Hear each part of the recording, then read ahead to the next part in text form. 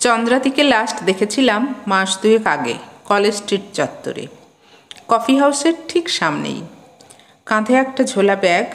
দেখলাম হন্যে হয়ে কী যেন একটা খুঁজে চলেছে। চন্দ্রাদি কি এতদিনেও স্বাভাবিক হতে পারেনি? প্রথমে দেখে সেটাই মনে হচ্ছিল। চন্দ্রাদির 7 বছরের প্রেম ভেঙে গিয়েছিল একসময়। বিয়ের কথাবার্তা ফাইনাল করেও শেষ পর্যন্ত অনির্বাণদা বিয়ে করতে রাজি হয়নি। শুনেছিলাম চন্দ্রাদিকে বিয়ে করলে অনির্বাণদার জীবনে সুখী হতে পারবে না। তাই তন্ত্রমন্ত্রকে বিশ্বাস করে এই অজুহাত দেখিয়ে চন্দ্রাদিকে ছেড়ে দিয়েছিল অনির্বাণদা। তারপর থেকেই চন্দ্রাদিকে কেমন অস্বাভাবিক লাগতো। পরিপাটি সাজগোজ নেই, উস্কো খুস্কো চুল, একদম অগোছালো। অনেকেই বলতো, কলেজে কি করে পড়ায় ও, আজ তো একটা পাগল। চন্দ্রাদির সফল ক্যারিয়ার, নো ডাউট সুন্দরী। অনির্বাণদার সঙ্গে প্রেম করার সময় চন্দ্রাদিকে দেখতাম কি সুন্দর করে সেজেগুজে থাকতো।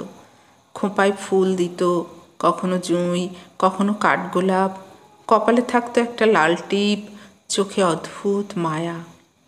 বই পড়তে ভালোবাসত বলে প্রায় সময়ই হাতে বই থাকতো।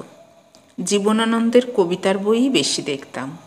অনির্বাণদা নিজে বলতো, জীবনানন্দের যেমন একজন বনলতা সেন ছিল, তেমনি আমার বনলতা সেন তো চন্দ্রা। 5 বছর পর সেই সদাহাস্যময়ী চন্দ্রাদিকে আবার দেখলাম কাল। তবে সেই হাসিটা এখন আর নেই। চন্দ্রাদি আর বিয়ে টিয়ে করেনি। কলেজ স্ট্রিট চত্বরে দেখতে পেয়েই আমি ডাকলাম, চন্দ্রাদি। পিছন ফিরে তাকিয়ে চন্দ্রাদি বলে উঠল, আরে বিনয়। আমি বললাম, চিনতে পেরেছ? অনেক দিন পর তোমাকে দেখছি। কেমন আছো বলো? চন্দ্রাদি বলল, আগের মতোই আছি। কথাটা বলেই একটু অন্যমনস্ক হয়ে কি যেন একটা খুঁজতে লাগলো। জিজ্ঞাসা করলাম, কাউকে খুঁজছ? চন্দ্রাদি হেসে বলল, অনেক দিন ধরেই খুঁজছি। সাহস নিয়ে জিজ্ঞেস করলাম, কাকে? একটা মানুষ। এত লোকজন চারিদিকে গিজ গিজ করছে দেখো, যেদিকে তাকাই সেদিকেই মানুষ। এত মানুষের ভিড়, তবুও মানুষ নেই। কোটি কোটি মানুষ, তবুও নিজের একটা মানুষ নেই। কথাগুলো যেন বুকে গিয়ে বিঁধল। রিলেট করলাম নিজের সাথে। ইরাবতী আমাকে ছেড়ে গেছে, 17 দিন পার করেছি সবে। চন্দ্রাদির গল্পটা ইরাবতী জানত। ইরাবতী শুনে বলেছিল, প্রকৃত ভালোবাসলে কেউ কাউকে ছেড়ে যায় না।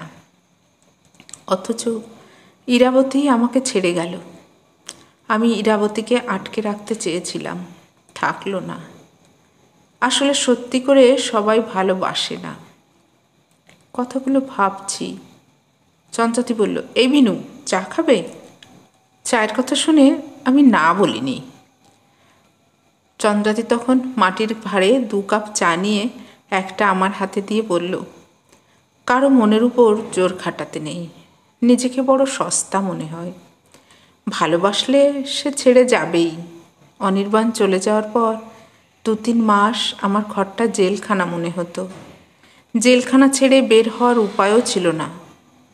ঠিক যতটা গুটিয়ে নিলে কেন্নুকে আর কেউ খোঁচায় না, ততটাই গুটিয়ে নিয়েছিলাম নিজেকে।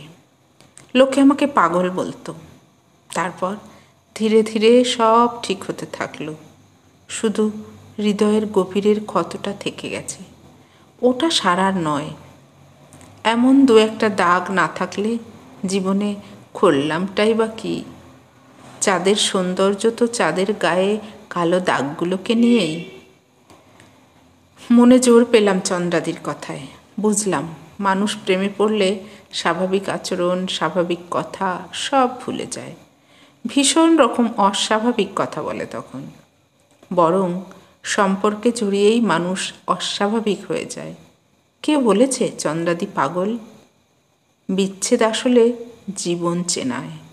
অস্বাভাবিক আবেগকে দূরে সরিয়ে দিয়ে বাস্তবের চেনা মাটিতে মানুষ তখন এসে দাঁড়ায়। সত্যি তো, হাজার হাজার মানুষ, তবুও একটা মানুষ নেই। চারিদিকে এত কোলাহল, তবুও বুকের মধ্যে এক অনন্ত শূন্যতা। সব আছে, শুধু এই বুকে একদম নিজের একটা মানুষ নেই। আমার চুপ করে থাকা দেখে চন্দ্রাদি বলল, ইরাবতী কেমন আছে?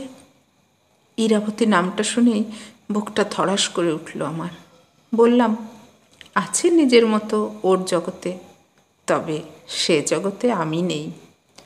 চন্দ্রাদি কী যেন একটা ভাবল, কেন ছেড়ে গেল, কার দোষ কার গুণ, আদৌ সে প্রশ্নে গেল না। বলল, বিনু, এই হলো জীবনের খেলাঘর, ছাড়ো ওসব কথা। চা খেতে খেতে গল্পে মজলাম চন্দ্রাদির সাথে। অন্য একটা কথায় হাসির রোল উঠল। আমি হাসছি, চন্দ্রাদিও হাসছে। এভাবেই হয়তো হাসতে হয়। মনে হলো জীবনে যে মুহূর্তটা কাছে পাবো সেই মুহূর্তটাতেই বেছে নেওয়া উচিত।